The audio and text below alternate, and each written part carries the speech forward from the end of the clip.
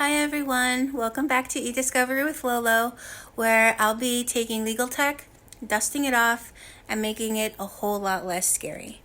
I'm Lorraine, but you can call me Lolo, and today I'm going to be kicking things off with the basics. So, what eDiscovery is, why it exists, and how all of this plays into the legal world. So, number one, what is eDiscovery? So, eDiscovery, or short for electronic discovery, is basically the process of finding, collecting, and reviewing electronic information that could be used as evidence in a legal matter. So think emails, texts, PDFs, Slack messages, all of it. If it lives in a digital world, chances are eDiscovery touches it. So, what does eDiscovery even involve? So the short answer is a lot, and the honest answer is a whole lot. eDiscovery covers everything, from figuring out where relevant data might be hiding, to preserving it so it doesn't accidentally disappear, basically to reviewing it so lawyers can understand what actually happened. It's a mix of legal requirements, technology, project management, and sometimes a little bit of detective work. So you might end up feeling like Olivia Benson, but just with a whole lot more spreadsheets. So, what does ESI mean? ESI stands for Electronically Stored Information. It's the official term lawyers use for digital data. So think emails, phone logs, social media posts, cloud files, you name it. So if you've ever saved a photo or sent a text or even asked Siri maybe something a little bit embarrassing, chances are you created ESI. So why was eDiscovery even created? So back in the day, lawyers, lived off everything that was paper.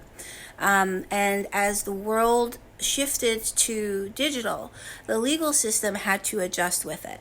So suddenly, evidence wasn't just in a dusty file cabinet. It was in inboxes, databases, phones, servers, and maybe 15 different versions of Microsoft Word. So at this point, courts realized they needed rules to deal with this explosion of digital data. And so eDiscovery was born. So, what is the goal of eDiscovery within the legal system?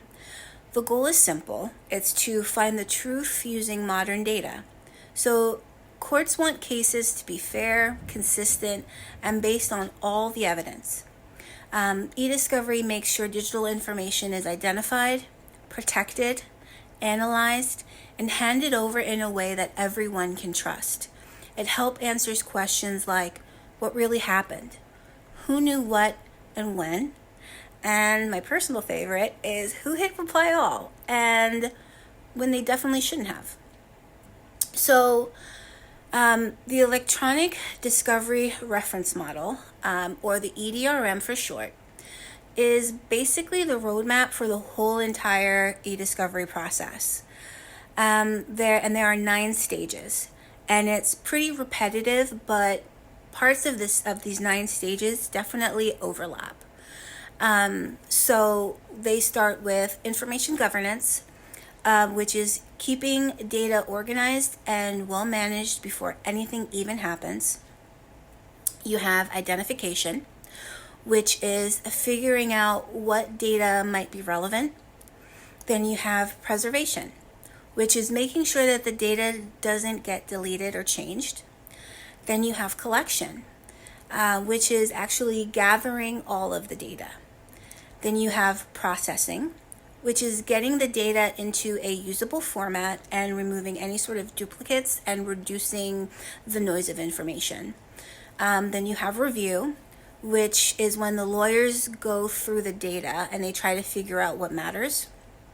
Then you have the analysis portion, which is understanding patterns, timelines, and key facts. And then you have production, which is handing over the relevant documents to the other side. And then the last is presentation. So it's showing the evidence in court, depositions, or in meetings.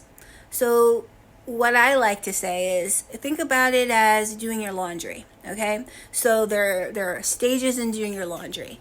So you find your clothes, you stop anyone from wearing them, you gather them up, you wash them, you sort them, you fold them, and finally you hand them back. Except instead of socks, it's terabytes of corporate information. So basically that's the crash course on eDiscovery.